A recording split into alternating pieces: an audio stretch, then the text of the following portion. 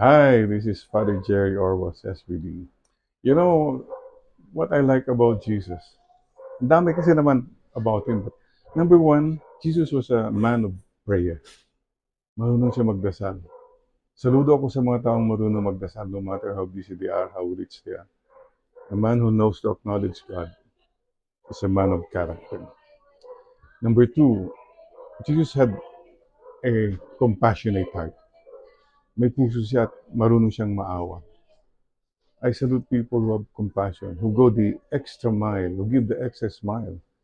Yung mga iba kasi impressive but not expressive. Pa-impress ka ng pa-impress, but you don't express your love, support to other people. And number three, Jesus was a man with ambition. He had ambition. Claro, his life was not about himself. It's about for the